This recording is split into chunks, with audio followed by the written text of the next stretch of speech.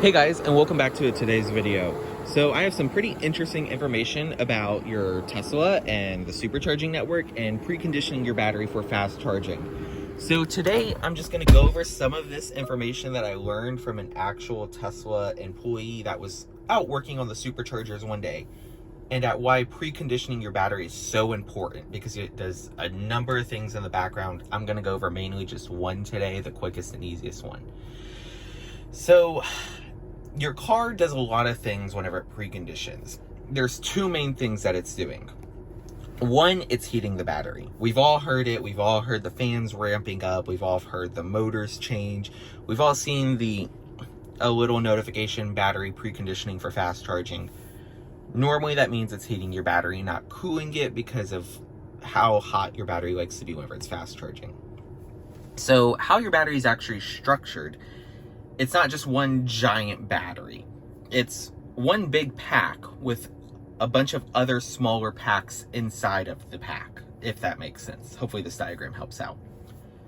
So what happens as you're driving, your car is pulling energy out from each individual tiny pack, one by one, as you're driving. The reason why it's doing that is because your battery can't just all drain at the same time, is what I've been told. If it did, at 20%, you would only have 20% power. At 100, you would have 100. So by it draining each little cell, basically, in the pack at once, you're able to optimize your power. So even at 30% or 25%, will help out with this demonstration, you're going to be able to have 100% power at any moment, basically.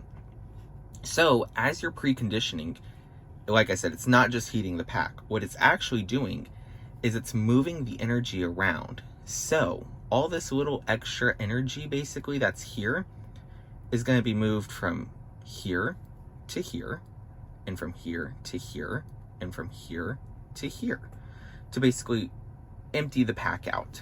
So whenever you arrive at the supercharger, your battery is going to be more like this. Empty packs, a fuller pack. It's going to even it out. So as you're supercharging, how it actually works is you fill up each individual pack until you get to 90%, or if you're charging to 100%. So that's another thing that's going on in the background. That's why preconditioning your battery is so important, because it's moving that energy around. And from what he told me, that's actually another way to make charging not only faster, but it's going to extend the life of your battery, because you'll be at the optimal performance for charging, the optimal heat for charging, and along with that, the reason why it slows you down as well is because it has to move all the energy around, he said, before it can actually start fast charging.